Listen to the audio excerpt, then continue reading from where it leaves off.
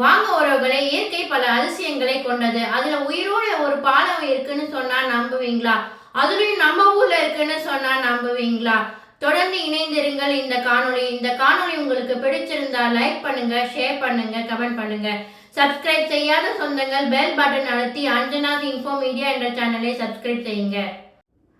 வெறும் புற்களை கைகளால் நெய்து செய்யப்பட்ட இந்த கெஷ்வாக்கா பாலம் 600 ஆண்டுகள் பழமையானதுங்க.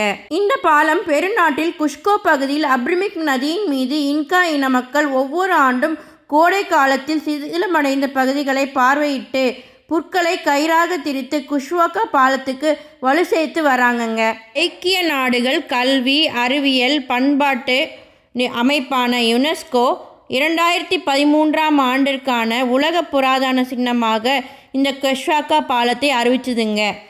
உயிர் வாழக்கூடிய பாலங்களான லிவிங் ரூட் பிரிட்ஜ் நம் பாரத தேசத்தின் மேகாலயா பகுதியில் காசி மற்றும் ஜெயின்டியா இன பழங்குடிகள் தான் ரப்பர் அத்திமர வேர்களை கொண்டு பாலத்தை அமைக்கிறாங்கங்க. ரப்பர் அத்திமர வேர்கள் அகலமானதாகவும் நீளமானதாகவும் வளருதுங்க. குறிப்பிட்ட காலத்துக்கு பிறகு இந்த வேர்கள் மேல் நோக்கி வலுவானதாக வளருதுங்க.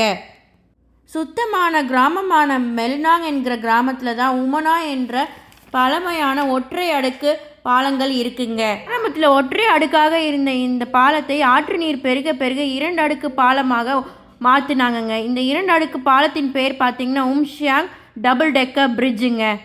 உயிருள்ள மரங்களின் வேர்களால் ஆனதுதாங்க இதனோட சிறப்பம்சம். அதனால தான் இதுக்கு பேர் லிவிங் ரூட் பிரிட்ஜ் என பெயர் வந்துச்சுங்க.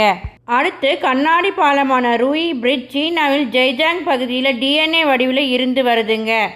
ரூயி என பெயர் பெற காரணமாக இருந்தது வளமையும் அதிர்ஷ்டமும் நிறைந்த சீன செங்கோல் தானுங்க. 140 அடி உயரத்தில் வசந்த காலத்தில் கண்ணாடி பால நடை பயணத்தின் போது 2 பக்கமும் செரியின் பிங்க் நிறம் மனசை ரொம்ப கவருங்க. மேலும் இது போன்ற தகவல்களுக்கு இணைந்திருங்கள் அஞ்சனாஸ் இன்ஃபோ மீடியா என்ற சேனலை. காணொளிகளின் தரத்தை மேம்படுத்த உங்கள் பின்னூட்டத்தை கமெண்ட் செக்ஷனில் பதியவும். நன்றி, வணக்கம்.